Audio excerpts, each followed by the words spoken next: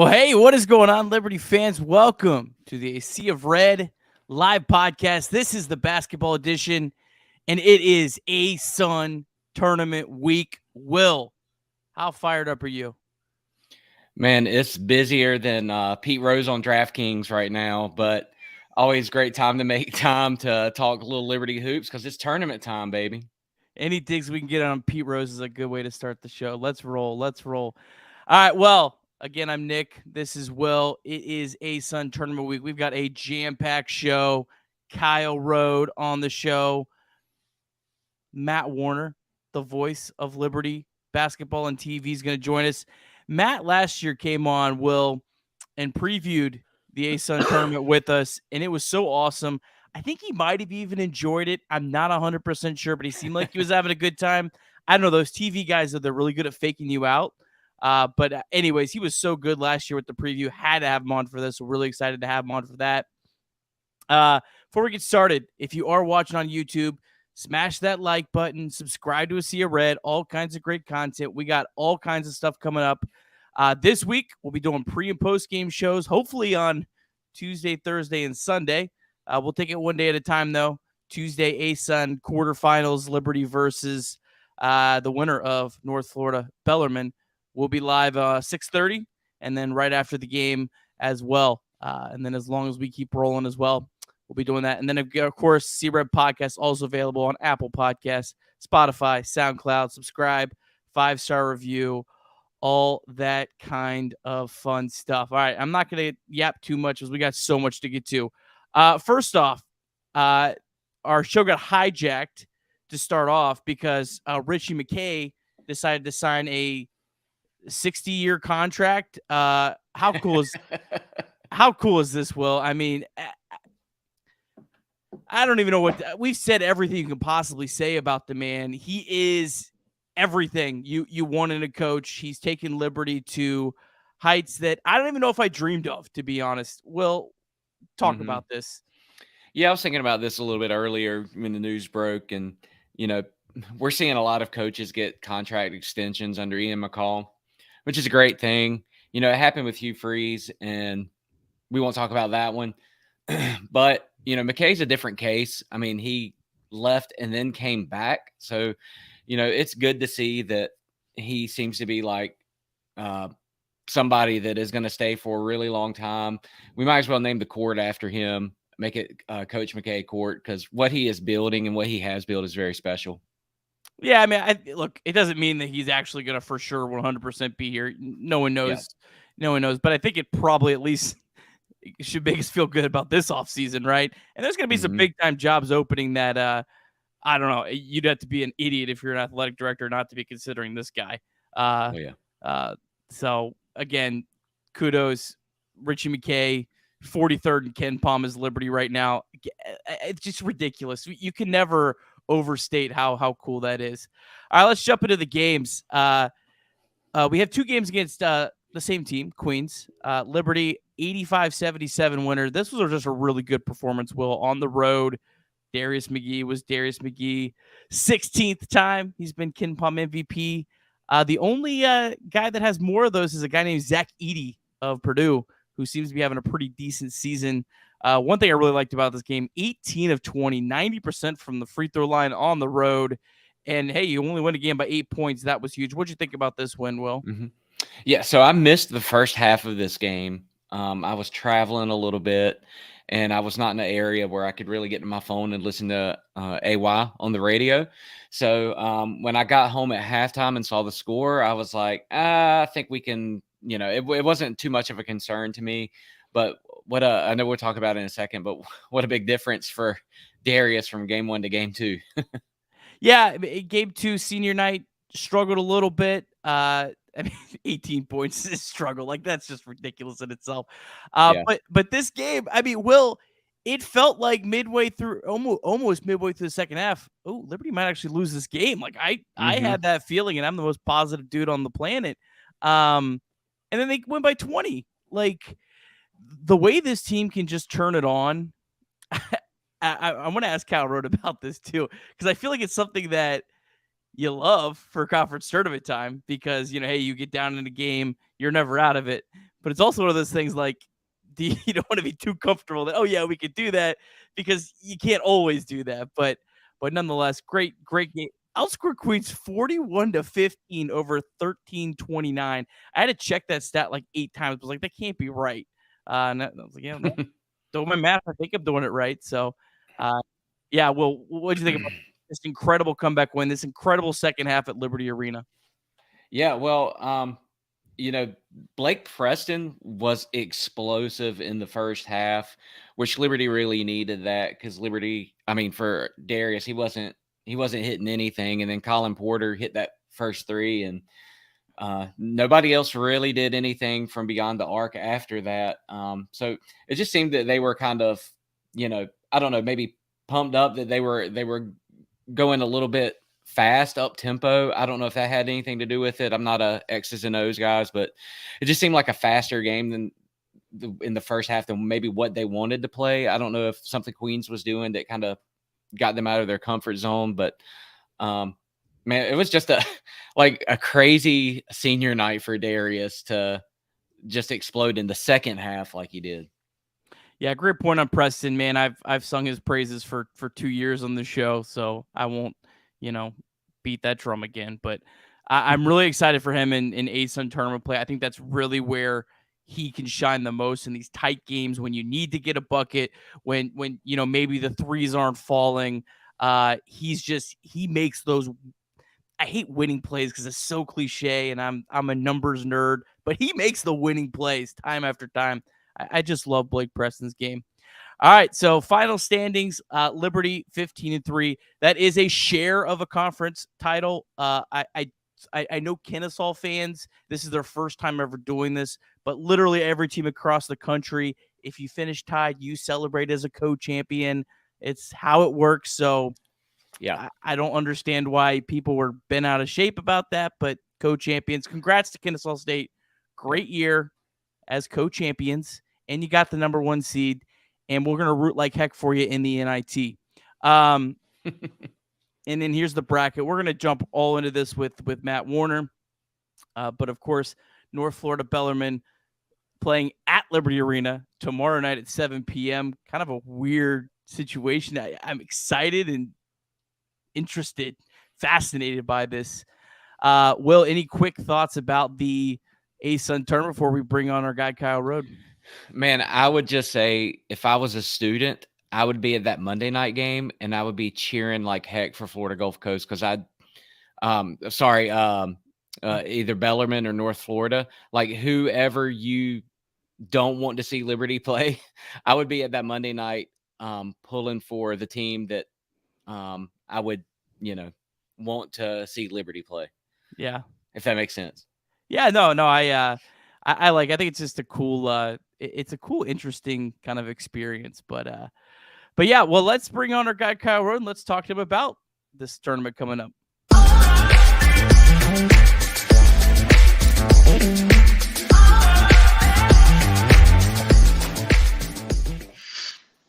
All right, joined now by Jason Porter and our guy Kyle Rode. Kyle, congrats on a great season. 15-3, that is absolutely nothing to scoff at. I don't know how people don't realize how difficult that is. Congrats on a great season, Kyle. Thank you, man. Thanks so much for having me on. And yeah, it's been an awesome season, and looking forward to continuing it this week. Jason, how we doing tonight?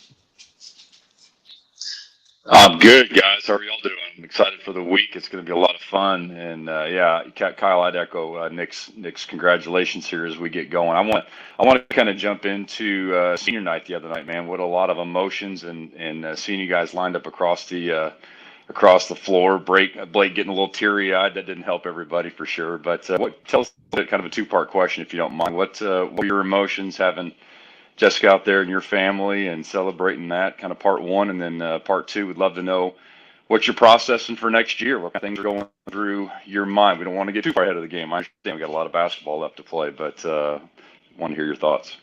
No, super good, man. We all us seniors knew Blake was going to be the one to get teary-eyed, number one. I'll put that out there.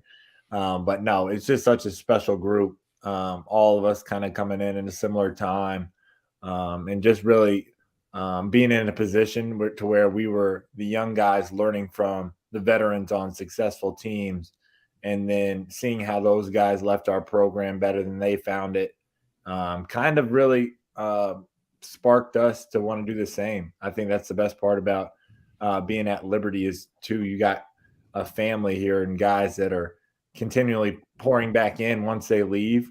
And something that I know this class is going to continue, whether that's leaving after this year or next year. And yeah, JP, just trying to really stay faithful to what I feel like God's calling me to do. Obviously, Jess in our life is super important in that, and trusting Coach McKay and what he has and what he thinks for me as a basketball player, as a young man, whether that means coming back or not. But really just staying focused on this last week. I've told people that it's almost giving you an appreciation, like having the perspective of not coming back. Like, man, this could be the last time doing this. And so just trying to keep that perspective of gratitude, but also knowing that the opportunity to come back is been made aware that I can definitely do that. So just super grateful for my time at Liberty, and it's been an amazing spot, man. And if you don't go back, I'm hoping you'll come preach at my church and give me some more McKay quotes that we can use. Hey, Kyle, what was kind of the atmosphere on the bench when Darius kind of went cold in the first half against Queens? I know there wasn't any panic per se, but are you thinking of not only how you can contribute, but how to also get others to contribute a little bit more?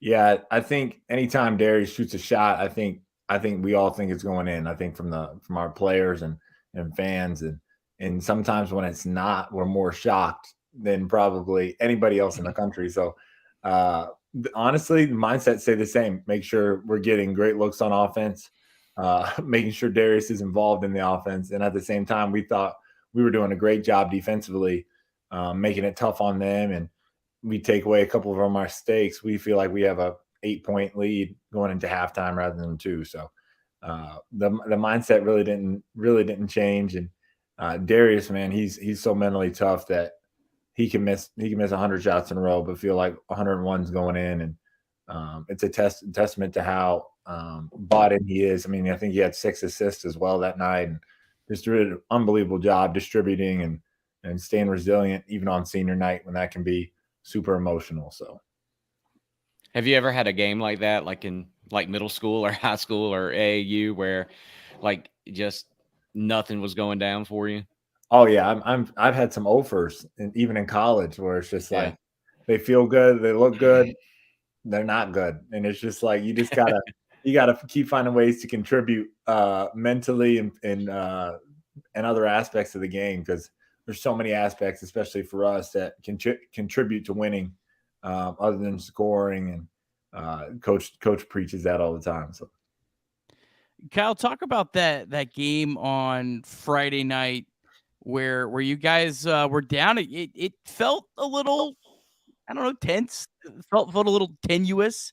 The fact that you guys were able to come back and you guys have done this so many times. I know.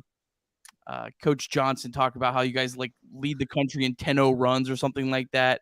Does that give you a lot of confidence going into the ASUN tournament that no matter, how bad things might get, you guys have those games like even the Southern Miss game that you didn't win, you're able to go on these big runs. Just give you a lot of confidence for the tournament?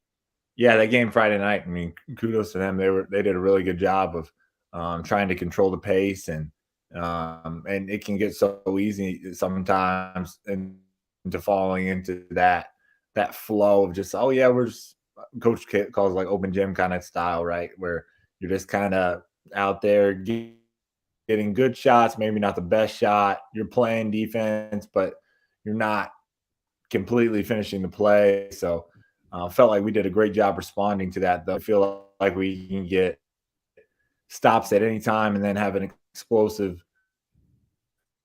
scoring outburst. I mean, those are so helpful in a game. And at that point, with 10-0 run in college basketball can mean win or loss. So that's a really cool stat. I know Coach Johnson is a big stats guy, so that's pretty cool. My man. Kyle, it was pretty obvious too. I think the technical foul that was issued there was kind of an emotional tide that sort of flipped that game, and then there was a possession or two as well where you were visibly fired up and trying to get the team going and things like that too. How do you kind of gas and break that emotion side of things, man? Because it's tough when you've got to play within your restraint. And in fact, in full disclosure, I texted Kirby and said, "Man, emotions make great passengers, but they're terrible drivers."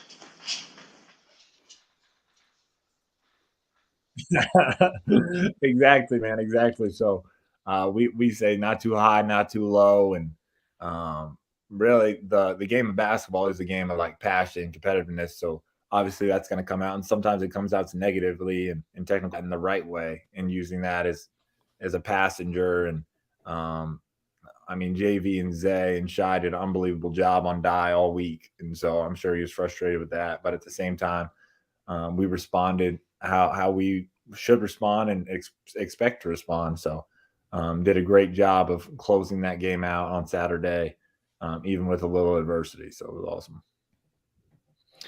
So now you guys get to prep for the tournament. I'm sure that involves, watching some film and doing some scouting and things like that. As soon as the game is over, you guys pray, go back to the locker room. Are you guys watching the end of the Kennesaw State game? Are you guys, going back watching some of the other, final games of the regular season? Or are you guys doing brackets and stuff like that? How does that work out? No, it's actually, I think I've said it before too. Every game ends the same, win or loss. Coach will ask what we're grateful for. Just kind of a way to recenter and make sure we're not getting so focused in outcomes. But at the same time, we got a lot of guys that love hoops, and whether it's the ASUN or college basketball all around, we talk shop and watch other games. And it was weird being on a Friday night. You expected more games because when we play on Saturdays, there's games on all day. So, but yeah, it was super cool. Just the ASUN's been great all year, just to keep track with it. And so yeah, that's kind of how that flows. Kyle, what's tomorrow night going to be like? Are you going to be in attendance for the game?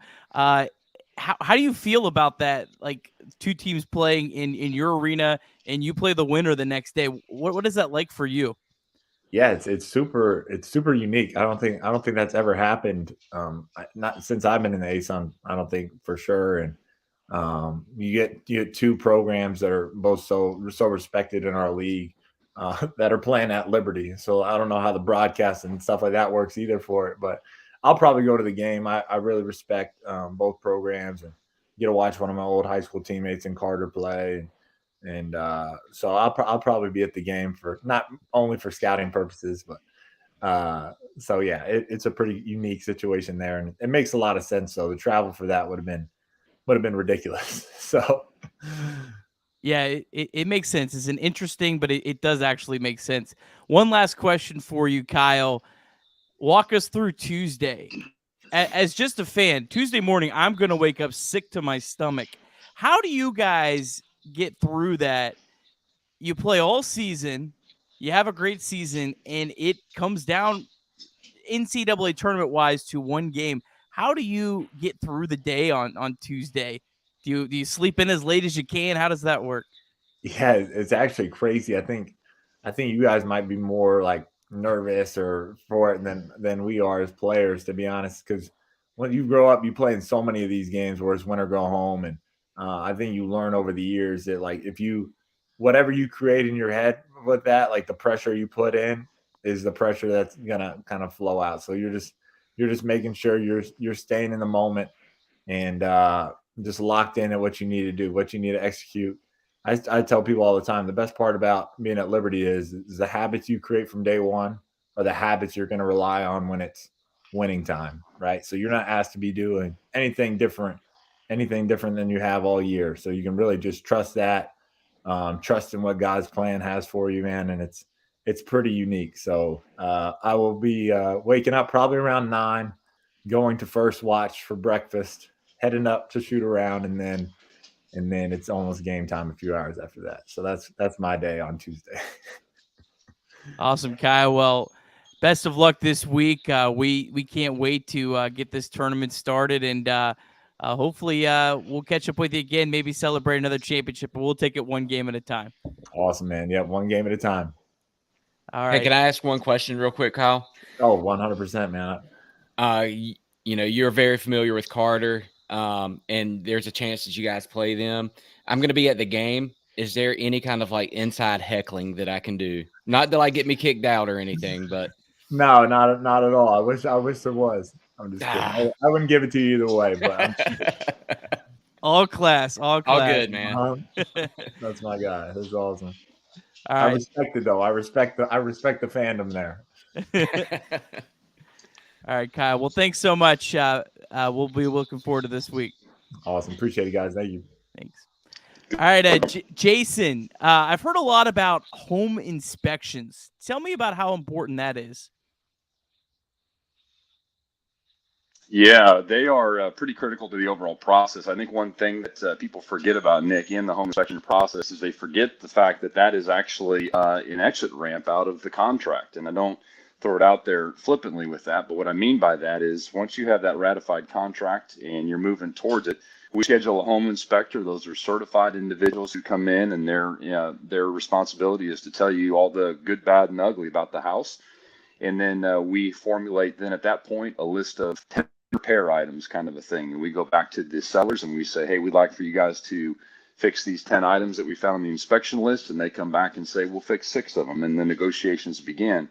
The great part about that is that, again, if you can't come to terms on that, if you can't come to an agreement with that, both parties can actually part ways at that point. So not only does it give you the peace of mind that you're buying a great property and buying a great new home, it also gives you a chance to step away from the contract if you can't come to an agreement. So it's an important thing in the negotiation process, something I do almost on the weekly. So be honored to help anybody out there through that process. But don't skip a home inspection, no matter how competitive the market is. It's super important process. Awesome. Well, Jason, thanks so much. We'll be looking for you causing some havoc. We'll see if we can find some Carter Henderson taunts, and we'll pass it on to you if they're able to advance.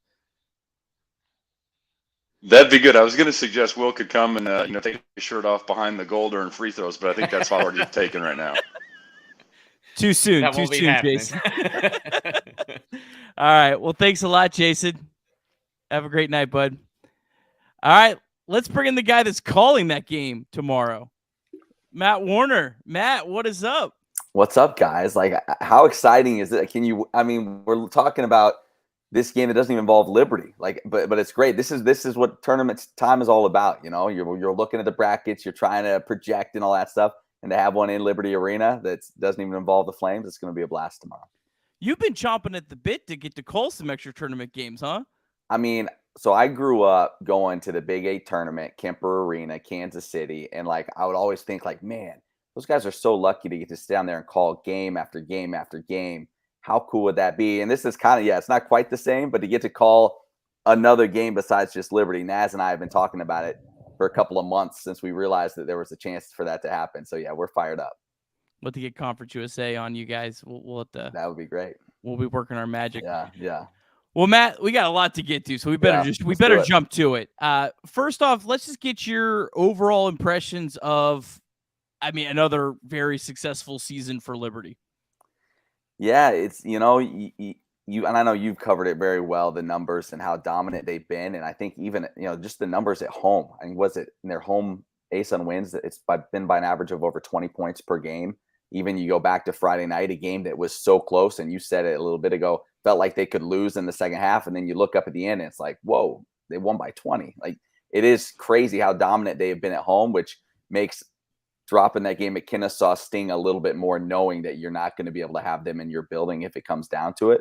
But I think for the most part throughout the season, the biggest takeaway I had with this Liberty team that brought back so much was it's not as much riding on Darius's shoulders, or at least doesn't feel like it throughout the course of the season. We've seen stretches here lately where maybe it's seemed that way, but throughout the course of the year, it didn't feel as much like he had to do everything. And Colin Porter, like we talked about before the season even started, when I was on with you guys, he's been such a huge reason, I think, for that shift and just taking a little bit of that heat off of Darius. And even here in the last week and a half, 2 weeks, I feel like you've seen Porter become a little more assertive himself on the offensive end. And so I think that does bode well for the Flames going into the tournament if they can continue to play with that kind of style and not get in those spots where you feel like, okay, Darius, bail us out. We need you to go get 35 or 40. And so, as scary as that first half was here a couple of nights ago, Darius McGee goes scoreless and you led at the break. Like, I don't know if last year we would have been saying that. So that's just kind of the overall, I think, thing for me with the Flames this year. It is a little bit more balanced, and I think that's a good thing.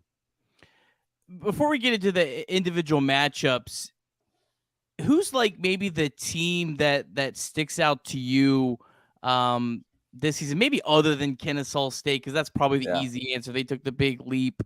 Who's maybe a team that stood out to you? It's weird because like for me, Stetson's the best story in the conference, right? But I can't shake what I saw in Liberty Arena. I've seen some games, watched some games, look at the box scores, but what I saw that night, I'm like, they're not on Liberty's level. Like, what was that, like a 30-point game? So while they've been a great story, I just don't know that I totally buy into them at this point. Same with like North Alabama, who played really well here, especially in the second half of the conference season. I can't shake what I saw from them early in the year either. So it leaves me kind of like wondering, like, who could be a team that could make a run? Obviously, you have Eastern Kentucky that if they get hot, they're a team that could do it. Blanton is an absolute horse. Like, he's the type of guy that you could just ride through a conference tournament. But then the team that's like, and I think you would agree with me, Nick, that is just the wild card in all of this is FGCU. Like, we talked to coaches throughout the season, in the lead up to games and all. And we had coaches tell us, like, they're the most talented team in the league, more so than Liberty. And these coaches, like, I have no idea how they're losing so much. And now, granted, a lot of them have been close. But I mean, the Isaiah Thompson kid from Purdue, he's awesome. Anderson, Weir's a solid big man. You have Chase Johnson, who was an all-conference player last year, coming off your bench. So the talent is there. It just hasn't quite come together. I know you were tweeting it out, I think, even before the last regular season game, that, boy, you'd like to see FGCU end up in that game where they have a chance to face Kennesaw. Like, it could very well happen, or they could lose by 15. Like, you just, like, who knows with that team, but they certainly have the talent to really wreck things in this tournament. They get boat raced by Queens. Yeah, absolutely. Absolutely. Would not shock me at all. But Matt, go ahead, Nick.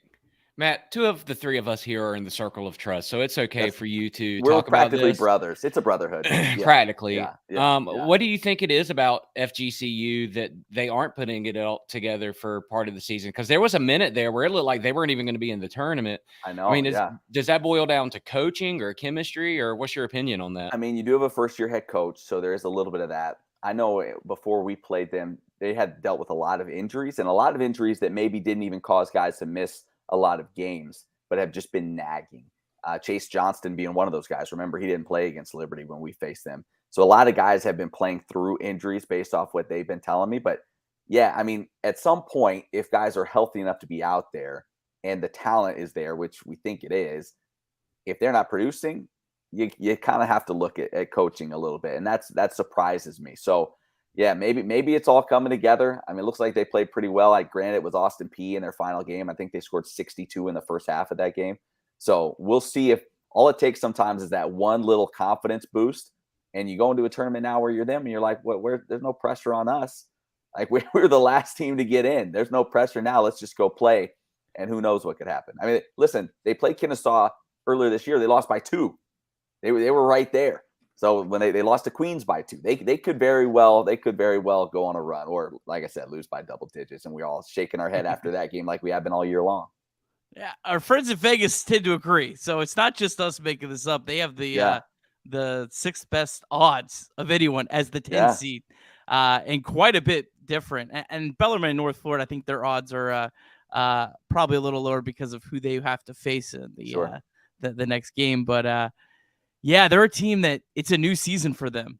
They lucked out to get in here. Like, Jacksonville lost like 9 out of 10 to end the year. And if Jacksonville had beat EKU on Saturday, or Bellarmine, or the game before, any of those games, they're in FGCU's out. So, and don't you feel like a lot of times, certainly in the NCAA tournament, it's always that team that was like oh, they were on the bubble. Most people are like, they shouldn't be in there. They did all that. And then that's the team. It feels like it's Syracuse every other year. That's the team that then suddenly shows up in the Sweet 16 because they're like, nobody thought we should be here or nobody thought we should win. The pressure's off, and now they're able to play at their best. So we'll see. They certainly have the talent to do it. If VCU comes to mind, they were like that team that Jay Billis and everyone was railing, and then they go to the Final Four from the first four.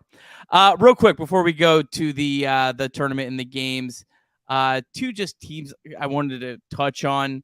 Again, I don't care how much we talk or don't talk about them. Jacksonville, wow, what a disappointing season. They were second in KenPom to open the season preseason, and they don't make the tournament.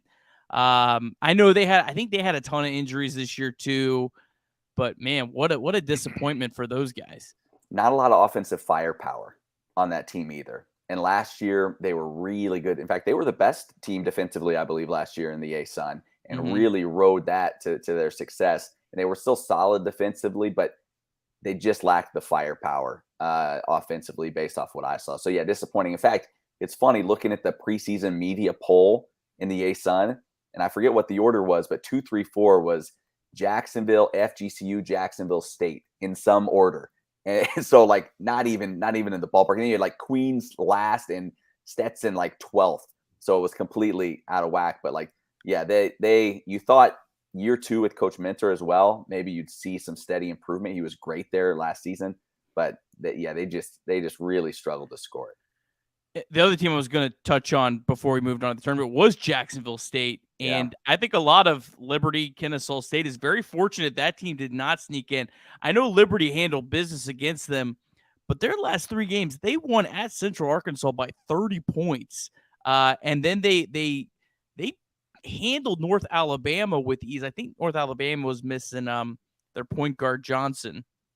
But okay, Jay, yeah, but Jacksonville State had a really heck of it, and they were only 1 game out of that final spot. So I think a lot of teams are very, very fortunate there. Yeah, and a player like Damari King that they have, he's one of those guys that can get hot and and carry a team in a game, 1 or 2 games like that. So yeah, I'm fine not seeing them in the postseason. Yeah, definitely fortunate.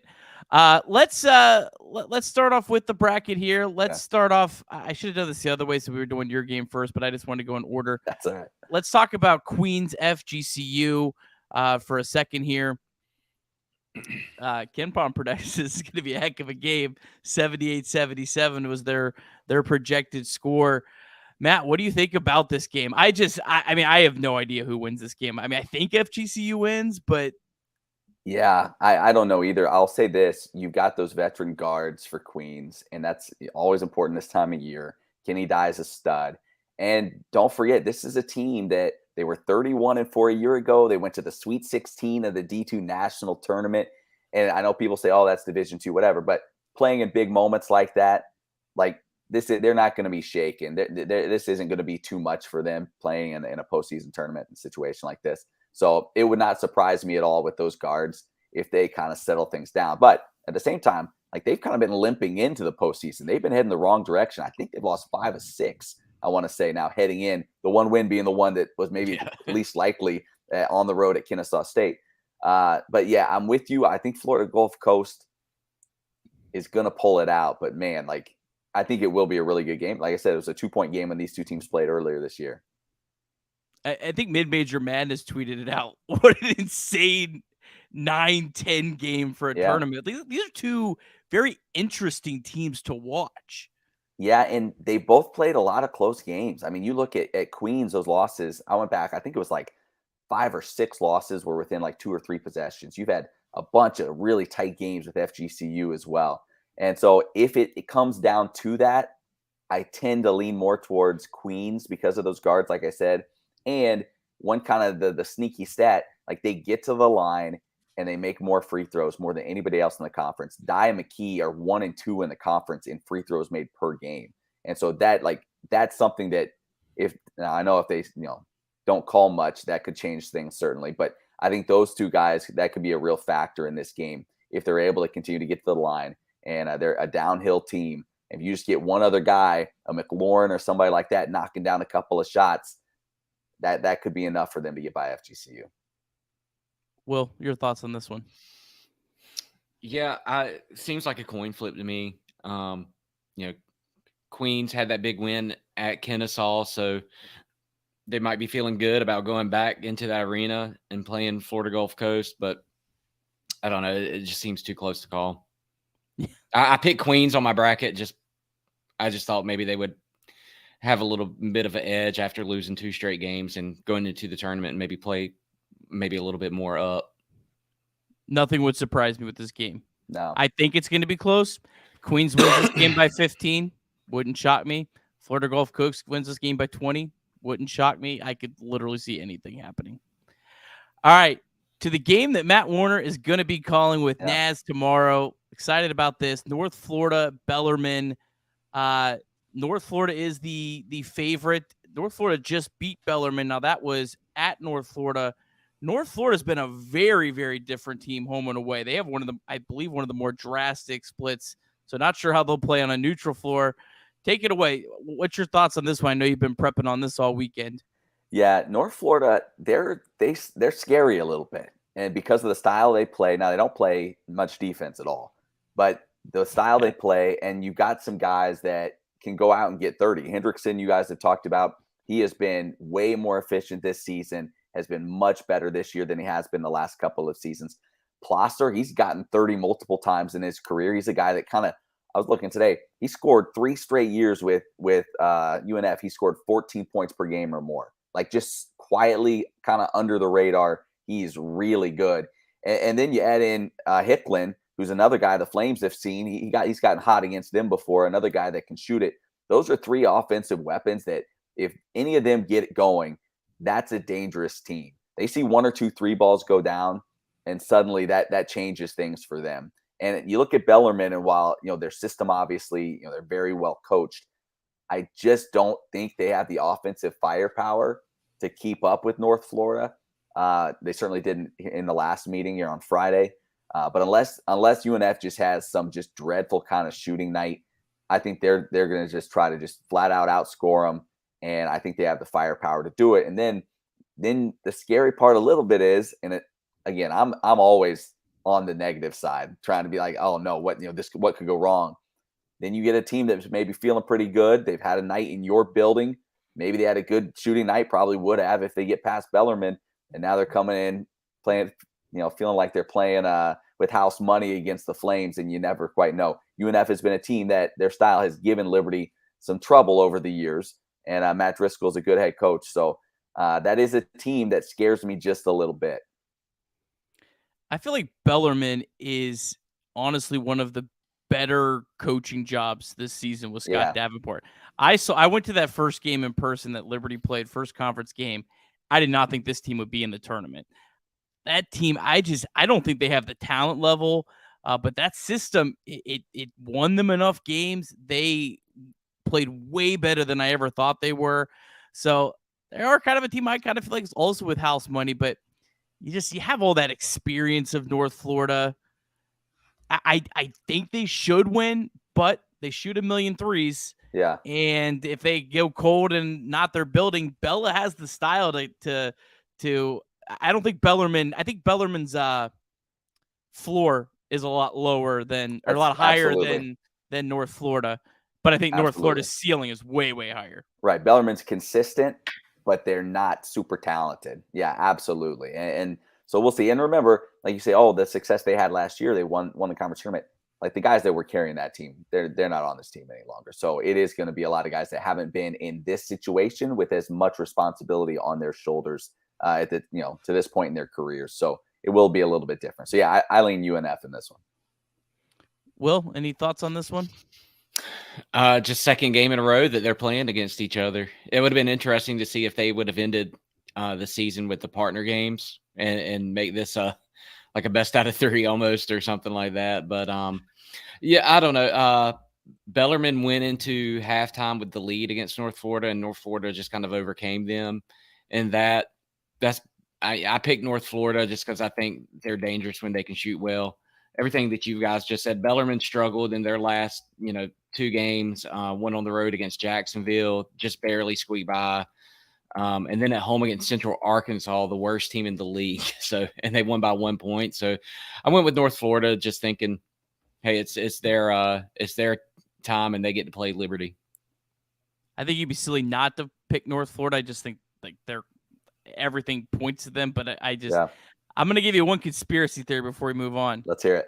They played their last game. Scott Davenport's a smart guy. He knew like they could where I think they were playing the same thing as Queens, playing for home jerseys. Could Scott Davenport have held some things back? He seems like that kind of like sneaky old guy that might try to pull one over on you. Yeah, I could see that. Remember Duger? We'll never forget Duger doing that with VMI, right, Will? In the tournament, they played the fastest tempo in the country. And then they came into Liberty and played as slow as they could. Threw everyone off. All right. Let's talk about Kennesaw and their opponent that we have no idea who will be. Yeah. Here's the projected scores. And this is not from KenPom. I don't have a way to do that. This is NCAA Sim. I did some research. I think it's fairly reliable. They predict that FGCU would win. So I definitely think if you're a Liberty fan, you root for Florida Gulf Coast. I know Queens just won there, but are they really going to go into that building and win twice? I don't see that.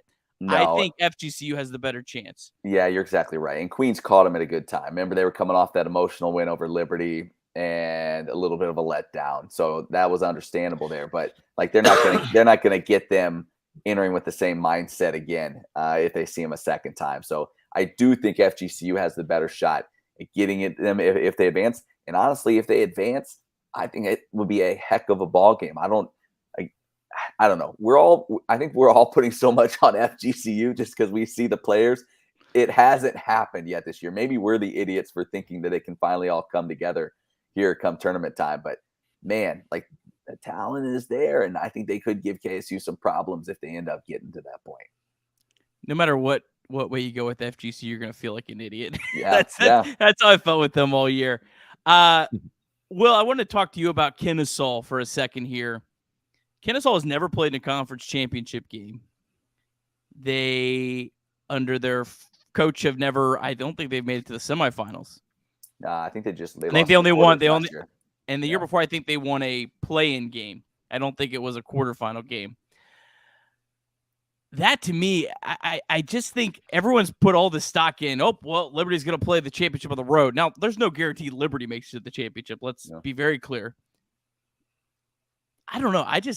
Is Kennesaw really going to go and win 2 games? Well, I don't think so.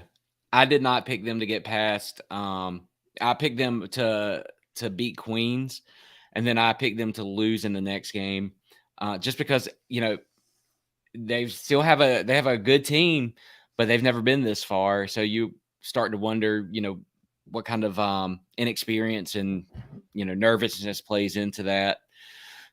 So I don't know. I don't think that they get past the next round after this one. If they play FGCU, I think FGCU knocks them off in this round. Matt, I'm putting you. Yeah, remember too, like Kennesaw State has played so many really tight ball games. I know we've said that about a couple of teams, but they've come out on the winning side, right? You think about those 2 games to Jacksonville State, who's not even playing in the postseason, and they could have lost either one of those. They have played a lot of tight games, and you look at it 2 ways. You say, okay, well, then they have that experience in the close games, and they know how to finish. Or you look at the other way and say, like, statistically, it's hard to keep winning games like that are 1 and 2 possession games in the final second. Like, it's hard to keep doing that. They're due to drop one. It's due to kind of come back to earth a little bit. So, yeah, that's where the fear a little bit would be for me. And you said it too, like, they're used to being the underdog. They're used to being the scrappy, like, young team that's, like, just trying to improve each year. Now they've got the target on their back. Now they're the number one. They are expected to handle their business. That is a different feeling. That is a different scenario than they've ever been in before. And so it'll be interesting to see. And honestly, like the first 4 to 6 minutes of that game, I'll be really interested to watch whoever they're playing, because how tight are they? How tight do they come out, knowing all that they know about being the favorite and all that? What do they look like in that first, 4 to 6 minutes? That'll tell me a lot, I feel like, in that ballgame. Shot quality, one of my favorite stats to look at. I think it's one of the best analytical tools that's kind of up and coming. Kennesaw State, their actual record's 20-8. Shot quality says they should be 17-11. So are they due for some regression? Now, look, none of that really matters. These are one-game situations. I'm going to put you guys both on the spot. If you had to go one way or the other, does Kennesaw make the championship? Will, if it's one way or the other? I don't think so, for the exact reason that you pointed out and Matt just pointed out. I feel like the law of averages catches up, and some of those close games don't go their way. So I say no. This is tough. I think if FGCU doesn't win that first game against Queens, I think Kennesaw State makes it to the championship. Yeah. I think it's close. I think it's a 50-50 shot, but I would lean they won't. I think there's enough things that could trip them up, and it's close. It's close. I could really, but I think people think it's 75-25. I think it's much closer to 50-50. Yeah, I totally agree with that. All right, let's move on. Stetson Lipscomb. This is a fun game. They played some good games this year. They played I think it was the first game of the year they played each other, went into overtime. Stetson had a crazy comeback in that game. Stetson 4-point favorite. Stetson's had some injuries, though. Not sure their health status coming to this game. Stetson, a great story. The best offense in the ASUN, offensive efficiency, which is wild. Stetson, they're never been known for offense. They've been known more as a defensive juggernaut. Man, Lipscomb has that experience, but I really like Stetson. I went back and forth on this one. Yeah, this is another tough one, and this is another one where I have a hard time shaking what I saw with my own eyes when they were here at Liberty. I know, again, it's always hard to compare when they're going up against a really good Liberty team. But, man, like Blackman, heck of a player, had a tough night here against LU. They have some talent around him. But I'm with you, and I lean with Lenny Acuff, Lipscomb. Your Pruitt is just a gamer. Like, that kid, like, you want to go to war with him. Asajla is a shell of himself, but does the old fighter pick himself up off the mat, one more time and just have one last go at it? I would tend to lean towards Lipscomb winning this in a close one, just because, again, they've had some success in the postseason, and kind of like Kennesaw State, it's been a few years since Stetson really had a lot of success in the ASUN tournament, and great story and all of that during the regular season. But now it's different, and now how will they handle that? I think Lipscomb ends up winning a close one. Will? Yeah, I went with Stetson as well. Kind of the opposite of Kennesaw State. Kennesaw State's coming out on the winning end of some close games. Stetson has come out on the losing end of some close games. They haven't really been blown out. 2 blowouts, one to Liberty and the other one to Eastern Kentucky. But I think that was a little bit closer than what the score indicated. They went into that game really down at halftime and came back and make it halfway of a game. So I went with Stetson. I don't feel like Lipscomb at this point really has that talent like they have in years past that can propel them towards the championship. Two teams that are both playing well. Stetson is 6-2 in their last 8. Lipscomb is 6-2, or no, 8-2 in their last 10. Both teams are 8-2 in their last 10. Both games they played this season went to overtime. In the last game of the season, Lipscomb won at home in overtime. Man, I don't know. Stetson 9th in the country in 3-point shooting. It's a fun game. I can't wait for this game. I'm leaning Stetson though. This tournament, doesn't it feel better than anything we've had in the last few years? Like just in terms of like just up and down. It's not like there's this huge gap at the top. You feel like really after. Gosh, I mean, look at all these games. You can make a case for any of them to go one way or the other. This is as good as it's been in the ASUN. Yeah, good comment here about Swinson. He did not play in the last game. He is their best player, leading scorer, super efficient player. So if he's not playing, definitely would take Lipscomb. That'd be a huge loss. Yeah. But could this also be one of the? It also be one of these things where he was a little banged up. We're gonna sit him out this last game. Yeah, not gonna. I think they locked up at least a home game. So who knows? But yeah, excited about this one. All right, the Liberty Flames. Here's the projected scores. I was surprised at this. It says Bellarmine would be closer. Yeah. Everything points to Bellarmine being the easier matchup for Liberty. I saw with my own eyes in person them dominate. They dominated at Liberty Arena, but I can't shake this playing a team 3 times feeling. Like, you always hear, that third time you're playing someone. That's what makes me nervous. I know North Florida has has some of the more experience, and of course they could shoot the lights out, but North Florida's also never won at Liberty Arena. So I think there's a good matchup either way for Liberty. Like, if you could have handpicked just about any of the teams around here, I probably would have picked these two. So, like, I don't want to be complaining about either one of them. Not saying that either one of them is not capable of coming in and getting a win, but I do feel like both these are good matchups for Liberty. Right. Like, think of it this way. Would you rather have the option of playing these two teams or be the 1 seed and have FGCU or Queens? Like, I feel better about where Liberty's at with their draw. If I'm a Liberty fan, I feel like I root for Bellarmine to win that first game over UNF because, again, they just have more firepower. And while, Bellarmine has, the whole, like, it's tough to be a team 3 times.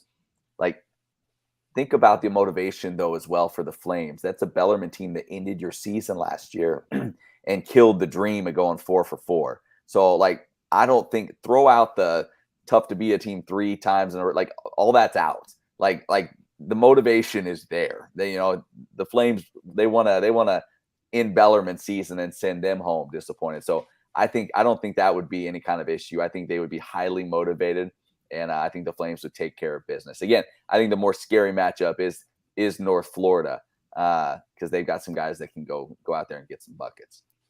You sold me, Matt. I'll be wearing my Bellarmine hat tomorrow night. Yeah. Well, I'm with you. I want Bellarmine to win. I don't think they will. I think North Florida wins, but I think Liberty could beat Bellarmine by 14. I think Liberty could beat North Florida, but not by 17 points. I feel like that's a large spread for the semifinal game. That's a team that I can see Liberty beaten by 20 or beaten by 2. North Florida, like you said, Nick, high ceiling, low floor. You don't quite know, but they are scary. I feel like, though, a 20-point win against North Florida is probably like a 13-point win against Bellarmine just because Bellarmine plays so much slower. So I think that's also into that 82 and 77. They're not equal. So, yeah, I'm fascinated for this. I'm sold. I'm sold. I'm sold. Yeah. I'm rooting for good old Bellarmine. Yeah, let's get it. Let's bring him in. Let's end their season. Yeah. Since Scott Davenport packing. All right. Another good one.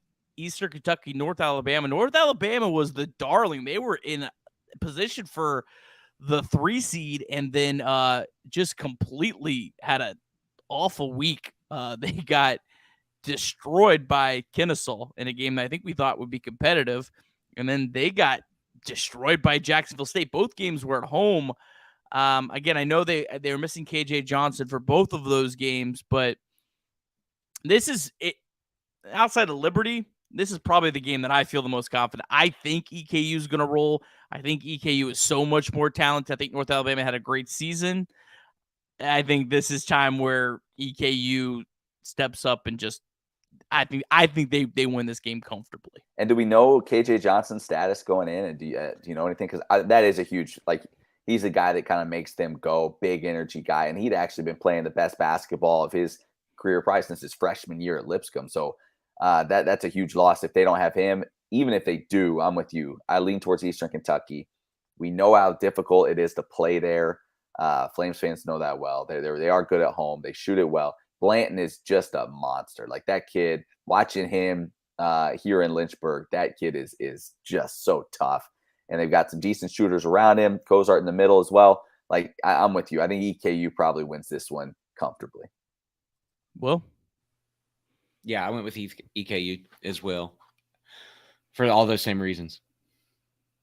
All right, let's go back to the bracket here and just kind of give some final thoughts on how we might see things play out.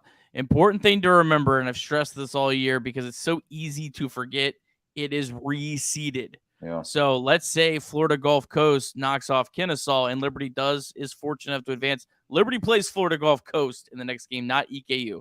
So really, I wouldn't even look much farther than these quarterfinal games because we have no idea what's going to happen. Matt, I just feel like the way this season has gone, there has got to be some sort of chaos in this tournament. Yeah, I mean, you're probably right. And I know we're all kind of leaning on FGCU to help provide that. But yeah, it has been on a night-to-night basis. It just feels like you never know. It does feel like, though, that home court has been so critical throughout the year as well. So we'll see if that holds true here in the postseason. Like, honestly, personally, as much as I would hate for Liberty to have to go on the road for the championship game, I want to see the Flames get another crack at Kennesaw State. I want to see them get an opportunity to go and get them a second time and try to kind of make up for the way that one went. So for me, that would be the ideal situation. Although I would obviously much rather be at the game and see it with my own eyes here at Liberty Arena. Well, you brought out the research of the decade that they're on spring break. Yeah. Matt, I think there'll be more Liberty fans there. There could well be. Yeah, their spring break starts like on Friday before the Sunday championship game. So yeah, that would be really, really interesting to see just what that environment was like. Obviously, it was nuts when Liberty was there, but the next game against Queens, it was dead. Like, it was complete. So like the bandwagon, they was rolling for one night. It kind of got off the tracks after that. So without students really being involved, yeah, I don't think it would be nearly the type of hostile environment the Flames saw earlier this year. And even if it was, to tell you the truth, like, I think this is a team that they wouldn't mind that. They wouldn't mind going in there in that type of environment again, just to get another crack at the Owls. Matt, any final thoughts before we get you out of here? Man, just so looking forward to this tournament. And man, well, I'd be interested to get your thoughts on this, Nick, because you are the stat savant, the analytics guru that we all turn to. That kind of talk me off the ledge here a little bit, because the one concern I have for Liberty heading into the postseason, we think of them as being such a great shooting team, but really in ASUN play, shooting the three ball, they have not been nearly as good as they were earlier in the year. They're fifth in the ASUN made threes. They're ninth in the ASUN in 3-point percentage in conference play. Should I be concerned? Why or why not should that concern me, Nick Kirby? I mean, as long as they play as the 42nd best defensive team in the country that they've been all year, I'm not as concerned about that. Okay. I mean, their defense is the key, because I think they will have one bad shooting game, assuming, you go through all three of these. The odds are they'll probably have one bad game. If Liberty plays their best brand of basketball in the defensive end, I think they're as close to unbeatable as about you can get in this league. And then, I mean, Darius McGee's 10th in the country in the Ken Pom Player of the Year. Yeah. You've got the 10th best player in the country in this tournament. His last go around. I know he's so humble. I think he's going to go insane. Yeah. And he had that. I honestly, I think it was. He got it out of his system at the right time. I think it was a blessing that he had that bad senior night, bad 18-point senior night for Darius's standards. I think he's going to be on SportsCenter for one of these games. I think he might put up a 50 burger. I'm going to say it. Okay. Give me North Florida. That would be the team who put up a 50 Let's do burger. it. I was going to say, I hope it's the quarterfinal or semifinal so we can be on the call for that. Yeah, that would be fantastic. Yeah. Well, Matt, thank you so much. We appreciate it. You are the man. Thanks, hopefully, maybe we can drag you back on here again as we preview an NCAA tournament or something like that. That'd be awesome. That would be awesome. Let's do it. All right, Matt. Have a great night, buddy. Yep. See you guys. All right. We're going to have a quick word from our sponsor, Ironclad Coffee, and then the man coming to collect his hardware. India's best and most Flames-friendly coffee comes from Ironclad Coffee Roasters. Ironclad roasts and serves up their beautiful beans at 2 cafes in Richmond, but you can enjoy their crafted roasted specialty beans from anywhere in the country by visiting www.ironcladcoffee.com. Place your order there, and it'll be roasted to your order and shipped out directly to your doorstep. Whenever you find yourself in the Commonwealth, pay them a visit at their 2 cafes in the Richmond area. Ironclad's owners, the O'Rourke family, are proud Flames Club members and are pleased to sponsor these podcasts by Sea Red. Hop on over to their website at www.ironcladcoffee.com now to get Virginia's best specialty coffee headed your way. 55% winner. I knew there'd be some theatrics, and I'm here for it. Mr. Longshots, I'm going to put you full screen. Just do your thing. Congratulations, sir. Thank you so much. Everyone chirping me during football season. Ritchie Longshots can't pick this. Ritchie Longshots can't pick that. Well, look at this. Not only did I go above 50%, I went 55%. If you followed my picks all year, you made money. You made money. And that's nice. And it's not all about the money. Sometimes it's about pride. It's looking at these picks and saying, you know what? You just see the board. And for this college basketball season, I saw the board. Have no fear, Dr. Will. Sparkling grape juice, not lit. So we're behaving. It's Lent. Wow. What a guy. What a guy. Well, congratulations. Here's our final standings. I tell you what, John Manson, he made a heck of a run at it. He got within 3. If we had got a couple more weeks, it might have got interesting. So I keep what you make on my phone and I highlight everything, green or red, yellow if it's a push as the game ends. Twice this past week, I went green. This one's over. The Liberty, second Liberty game. I'm like, yep, Queens plus 16. This is a lock. And that just 12 minutes, just green. Nope. Had to go back and delete it. Same with Texas. Texas was up, I think 18-4 yesterday. And I went, this one's a lock. Green. So I was sweating a little bit. I went, man, if I go over with this UNC Gonzaga, man, it's going to be really close. But we held it out. And it was a sweat. It was, yeah, he definitely had me sweating. I will publicly admit it now. Yes. Any thoughts on this comment? Christian Taylor throwing some shade. He'd be a fun guy to get in the group next year. Maybe replace Chad, who sends his picks in at 8:30 when I'm trying to put my kids to bed. Christian says 55% breaks even thanks to typical juice, Mr. Longshots. Wouldn't you know that? Let's not talk about football either. What do you think about this shade? I appreciate all the shade. I'm above 55%. If you crunch what the numbers are, above 55%. It's like 55 and change. If it wasn't for Liberty, it's literally opposite. Like if I take Liberty, they're not going to cover. If I fade Liberty, I just miss them. I can't wrap my head around it. If you were to fade me in a Liberty game, like that's the way to do it. But if it wasn't for a lot of those games where it just nonsense. I mean, the push last week, it ended right at 8. Darius misses a free throw, missed layup. Like it was CT profits profit. Yeah, it's not a loss. It's not a loss. Yeah, we need to get him on. Why have we not had him on? That was a mistake. Chad's relegated. Christian, you're coming on one of these pregame shows that Will can't do. Make that happen. Sorry. Keep going. I lost my train of thought. I'm getting chirped in the comments by people I consider friends too. Normally I get chirped by baseball people, but this was a nice change of pace. Nicer. I was shocked. I can't believe it. Yeah. But yeah, no, get CT on the show next year. Chad's gone. Yeah, we got to get. I do like Chad. I got like Chad is the most fun guy to rib on the planet. Yes. He knows how to take a joke. He's a good dude. So is Christian. Your guys are all good dudes. We try. All right. ASUN Tournament picks. Let's get to the guys who aren't on with us.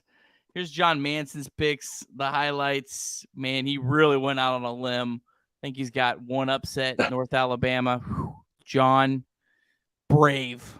Liberty over Kennesaw in the final. We'll be tracking that, John.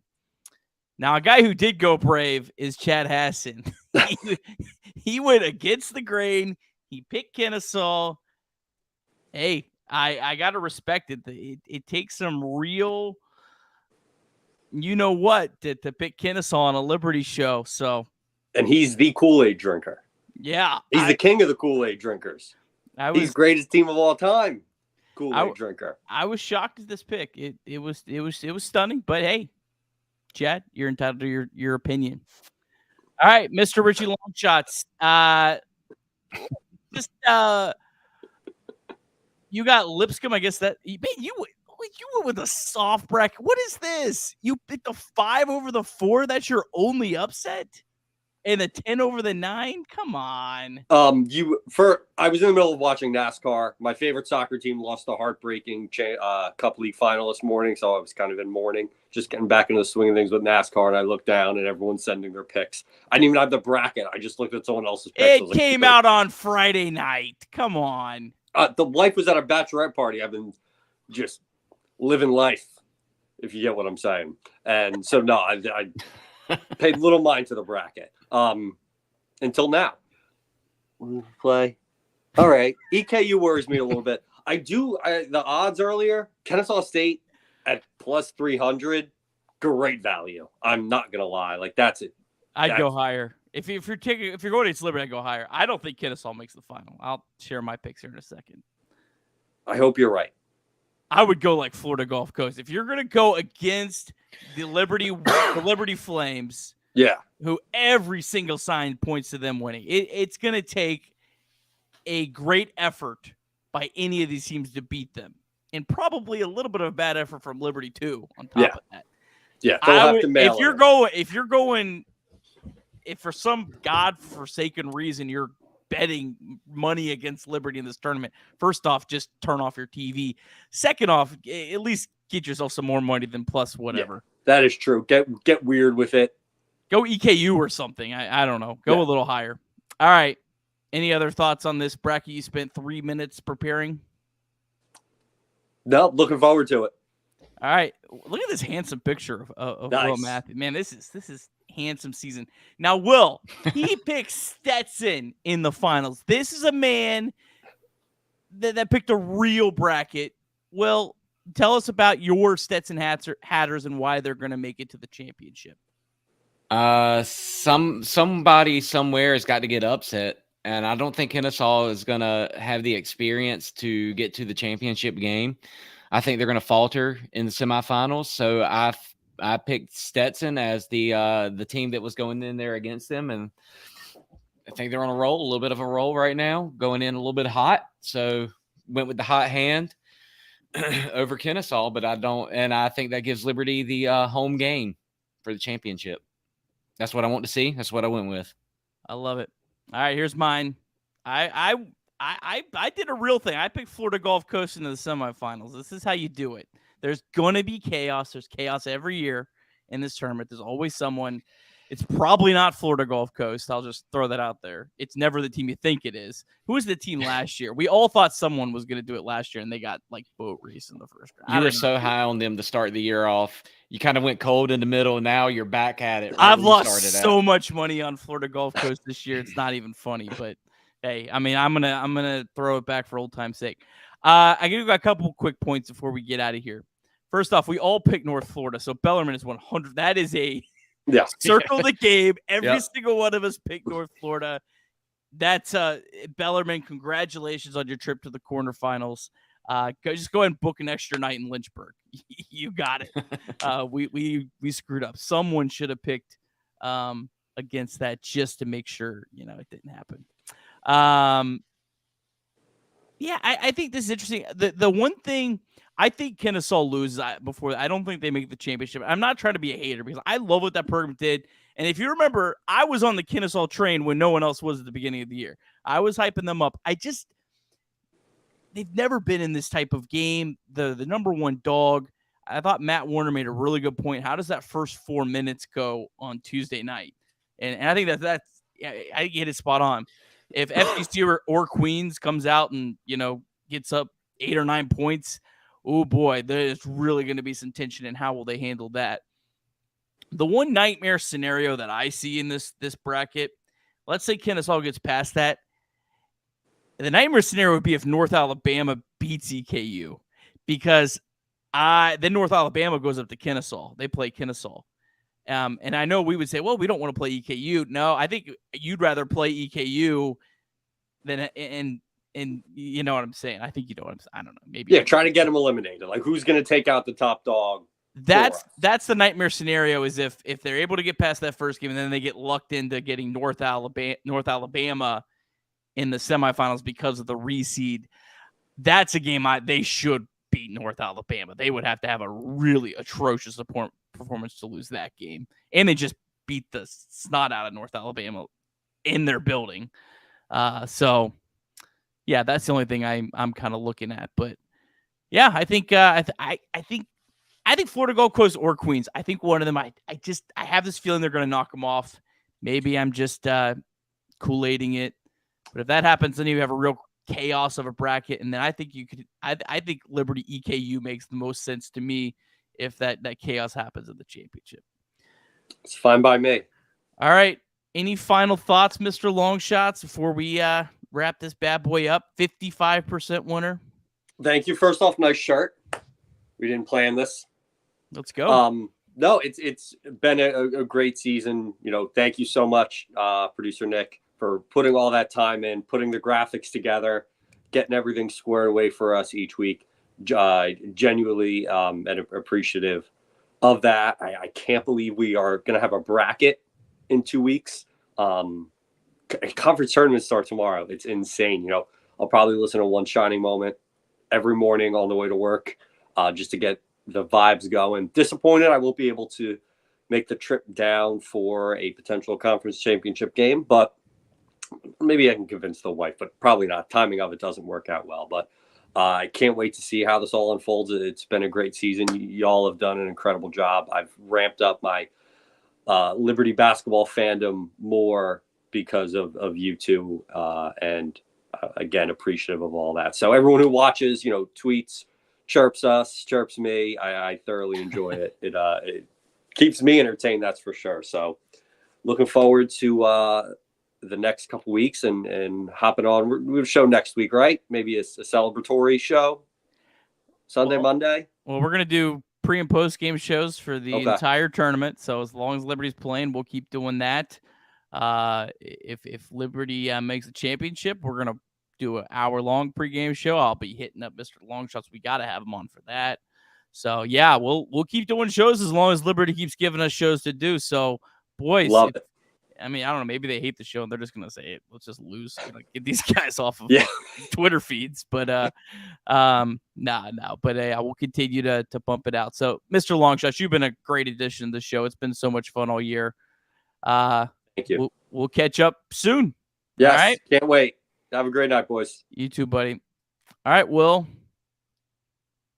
Any final parting thoughts? I'll be at the game Tuesday night. Looking forward to it. First time at Liberty Arena. First time to a basketball game in quite a few years.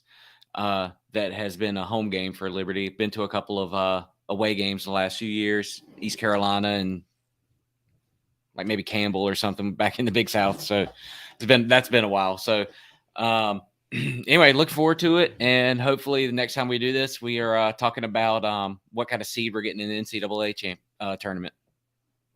Yeah. Absolutely. Will, and I think we're going to try to get you on at Liberty Arena with John and Chad. I'll be doing a pregame show at 6:30 Tuesday night. I think that John's going to try to stream the postgame press conferences tomorrow of North Florida and Bellarmine. So look for that on all the A Sea of Red channels. And then we'll do post games after the games. And hopefully, if we're still alive on Thursday, we'll be doing a pregame, postgame show. And if we're still alive on Sunday, we will do a long pregame and hopefully a long postgame show as well. So, as always, subscribe, like, do all that stuff. Thank you, everyone who has tuned in this year. This has been so much fun just talking about Liberty basketball. Another incredible season. This team started in the 80s in KenPom. They're in the 40s. I mean, you can't talk enough about what an incredible job Ritchie McKay has done to build this program up and get it to the level that it's at. And that high of a net and no quad 1 wins. That's pretty Yeah. incredible. Yeah. Bradley today won their conference regular season, and Northwestern looks like a legit top 25 team. Liberty played a really Southern Miss won the Sun Belt. Like Liberty played a ridiculous non-conference that we all complained about, and myself included in October. So I guess you never know. But again, thank you everyone for joining us. We'll see you Tuesday night. You'll see me sick to my stomach talk about the game, but we'll look forward to it then. Have a great night, everyone.